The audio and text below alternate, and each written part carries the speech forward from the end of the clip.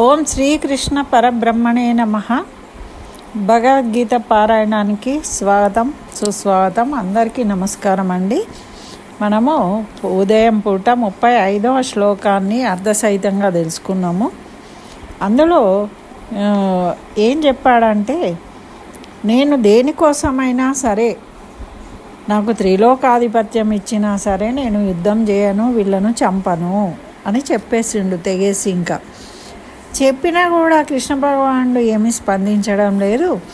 అప్పుడు మరి కృష్ణ భగవానుడు ఏమనుకుంటాడు, నేను చంపను అంటే నేను భయపడ్డానేమో వీళ్ళని చూసి అనుకుంటాడేమో అని చంపకపోవడానికి ఏంటి రీజన్ అనేది ఆలోచించుకొని మళ్ళీ కింది శ్లోకాన్ని, ఇప్పుడు 36వ శ్లోకాన్ని తెలియజేస్తూ ఉన్నాడు అర్జునుడు.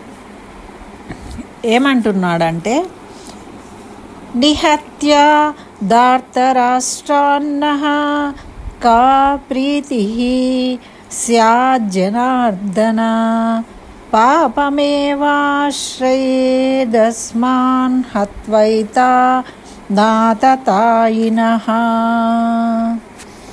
ఇక్కడ కా ప్రీతి అంటే ఏమి సంతోషము, ప్రీతి అంటే సంతోషము, కా అంటే ఏమి, స్యాత్ అంటే కలుగును. కా ప్రీతి స్యా జనార్దన, ఓ జనార్దన మాకు ఏం ప్రీతి కలుగుతుంది, సంతోషం కలుగుతుంది చెప్పు. నిహత్య అంటే ఈ ధృతరాష్ట్రుని కొడుకుని చంపితే మాకు ఏం సంతోషం కలుగుతుంది చెప్పు. వీళ్ళు దురాత్ములైన వాళ్లను చంపినందుకు మాకు పాపమే కలుగుతుంది, కానీ మాకు ఏమి సంతోషం కలుగుతుంది, ఏం పుణ్యం లభిస్తుంది. కాబట్టి నేను చంపబోవట్లేదు. చూడండి, అంటే ఒక్కొక్కటి చెప్తూ ఉన్నాడు, తనలో కలిగిన భావాలను, మళ్ళీ వాటికి రీజన్స్ చెప్తూ ఉన్నాడు అన్నమాట. ఇప్పుడు కృష్ణుడేమో వింటూ ఉన్నాడు, ఈయన ఏమేం చెప్తున్నాడో శ్రద్ధగా, ఆయన భావాలన్నిటినీ కూడా. అయితే మరి ఇప్పుడు అర్జునుడు ఇలా అంటే ఎలాగా, వాళ్ళు పాపాత్ములు, పాపుని చంపితే మాకేం వస్తుంది, మనం కూడా ఇదే కదా అనేది. వాళ్ళ పాపాత్ములు, వాళ్ళ జోలికి పోవద్దు కొడుక, వాళ్ళు పాపాత్ములు, వాళ్ళ పాపం వాళ్ళకే దేవుడు చూసుకుంటాడు, మనకు అవసరం లేదు, వదిలేయ అని చెప్తాం మనం. అంతే కదా. అంటే మనము మన ఒక్కరి విషయంగా ఆ విధంగా వదిలేసుకుంటాం, సహజమే అది. మనకు వాళ్ళను ఎదిరించే శక్తి లేనప్పుడు కూడా మనం వదిలేస్తాం. మనకు వాళ్ళని ఎదిరించే శక్తి ఉండాలి, బలం ఉండాలి, లేకుంటే అధికారం ఉండాలి, ఏదైనా ఉండాలి.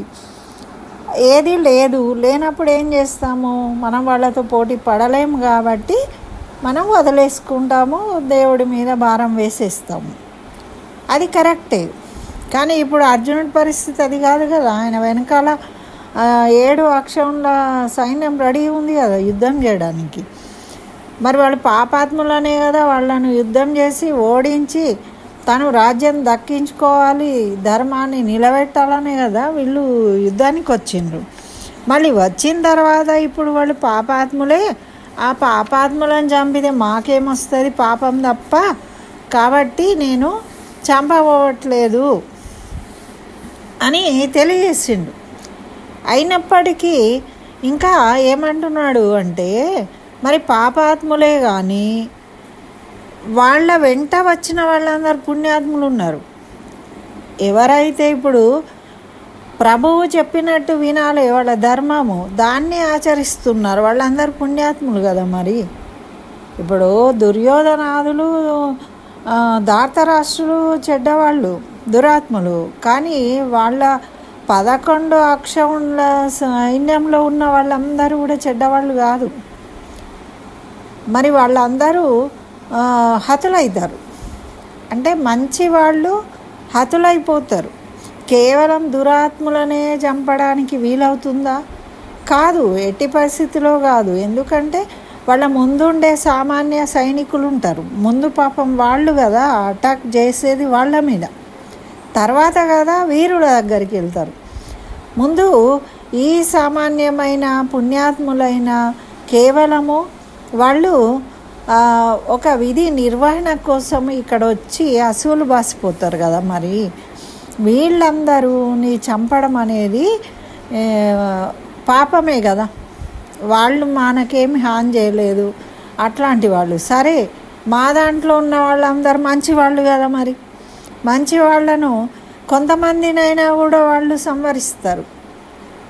మరి యుద్ధం చేసినప్పుడు ఏదైనా మన దగ్గర ఏం దాకలేదండి అంటే మన సినిమా ఫైటింగ్ కాదు కదా, ఇది నిజం ఫైటింగ్. ఇప్పుడు ఆపరేషన్ సింధూర్లో మనకి ఏమి ఇబ్బంది కలగలేదు అని అంటే ఎవరు నమ్ముతారండి? యుద్ధానికి పోయినప్పుడు ఎవరికైనా కొంత అన్నా డ్యామేజ్ అవుతూ ఉంటుంది తప్పకుండా కదా. మరి అలాంటప్పుడు ఇక్కడ ఈ పాండవ సైన్యానికి కూడా కొంత నష్టం అనేది జరుగుతుంది, కొంతమంది హతులవుతారు కదా. మరి వాళ్ళు ఆతతాయిలే, కానీ ఆ ఆతతాయిలు అంటే దుర్మార్గులే. వాళ్ళను మాత్రమే మేము సంహరించలేము, వాళ్ళతో పాటు ఈ సామాన్యులు పుణ్యాత్ములు ఉన్నారు. మా దాంట్లో ఉన్న పుణ్యాత్ములు కొంతమంది హతులవుతారు, వాళ్ళ దాంట్లో ఉన్న వాళ్ళు కొంతమంది హతులవుతారు. మరి ఇప్పుడు మేము శస్త్రాలు ధరించి అరణ్యవాసంలో ఉన్న పాండవుల్ని మట్టు పెట్టాలని చూసిండ్రు, ఇవన్నీ చేసిండ్రు అని గుర్తు చేసుకొని పోయి వాళ్ళ మీద యుద్ధం చేసినట్టయితే అనొచ్చు కదా. చూడండి, ముందు జాగ్రత్తగా ఇవన్నీ ఈయన మైండ్లో పెట్టుకున్నాడు. ఇక అరే నువ్వు ఇంత చేసిండు దుర్యోధనుడు, ఇన్ని కష్టాలు పెట్టిండు నిన్ను, అయినా కూడా నేను చంపా అని ఎట్లా అంటున్నావయ్యా అని. కృష్ణుడు ఏమి అనట్లేదు, కానీ తనకే రిఫ్లెక్ట్ అవుతూ ఉన్నాయన్నమాట అర్జునుడికి. ఇప్పుడు ఎదుటి వాళ్ళు సైలెంట్గా ఉంటే ఎవరి వాళ్లకు జ్ఞానోదయం అవుతుంది అన్నమాట. అట్లా ఈయనకే అంటూ ఉన్నాడు, దానికి ప్రశ్న వేసుకుంటున్నాడు, మళ్ళీ జవాబు కూడా ఆయననే చెప్పుకుంటున్నాడు. ఎదుటిగా ఏమీ ఆన్సర్ రావట్లేదు కాబట్టి. మరి వాళ్ళు ఇంత కష్టపెట్టినప్పుడు నువ్వు ఎట్లా చంపకుండా ఉంటావంటావేమో, కానీ వాళ్ళు చెడ్డవాళ్లే కరెక్టే, కానీ వాళ్ళతో పాటు ఈ పుణ్యాత్ములను కూడా చంపుతాము, అది పాపమే కదా. మరి పాప ఫలాన్ని ఏదో ఒకనాడు ఎప్పుడో ఒక చోట అనుభవించక తప్పదు. కాబట్టి పాప పుణ్యాలను కూడా స్పృశిస్తూ పరలోక అనుభవాలను తీసుకొచ్చేసిండిగా.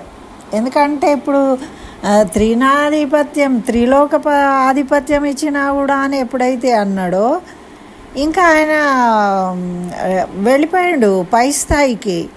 మరి వీర మరణం పొందితే స్వర్గం వస్తుందేమో, ఇంద్ర పదవి వస్తుందేమో అంటావేమో అని త్రిలోకాధిపత్యం ఇచ్చినా కూడా నేను చంపను అన్నాడు.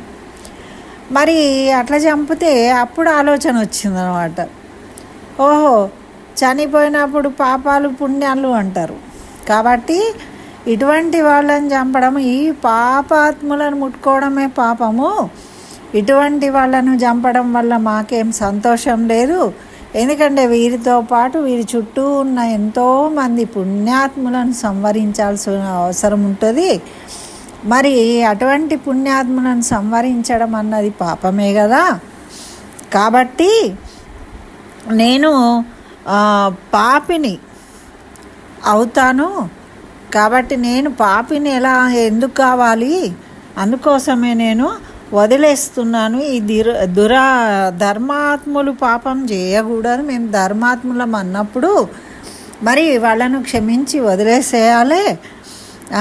కాబట్టి నేను పుణ్యాత్ముడిని కాబట్టి నేను పాపం చేయను, అందుకని నేను వీళ్ళను సంవరించను అని క్లారిటీగా కొంచెము ఎక్స్ప్లెయిన్ చేసిండు అనమాట కృష్ణ భగవానుడికి ఈ శ్లోకం ద్వారా. ఎందుకు చంపను అనడానికి రీజన్ తెలియజేసిండు. మనం కూడా ఇట్లనే కుంటి సాకులు చెప్తూ ఉంటాము అని అర్థం చేసుకోవాలి. ఏదైనా పని ఎందుకు చేయరు అని అంటే దానికొకటి దీనికొకటి ఇంకోటి అడిగితే ఇంకోటి ఇలా చెప్పేస్తూనే ఉంటాం. మనకు ఏంటంటే అన్న చేయకపోవడానికి 1,00,000 కారణాలు చూపించవచ్చు, కానీ చెయ్యాలి అంటే ఒకటే ఒకటి చెయ్యాలి అనే ధర్మాన్ని ఆచరించడం ఒకటే, సత్యము అనేది ఒకటే ఉంటుంది. అది మనం గమనించుకోవాలి, దీని ద్వారా తెలుసుకోవాలన్నమాట. ఇదండి 36వ శ్లోకము. దాన్ని మరి 37వ శ్లోకంతో మళ్ళీ కలుసుకుందాం. స్వస్తి. సర్వం శ్రీకృష్ణ చరణారవిందార్పణమస్తు.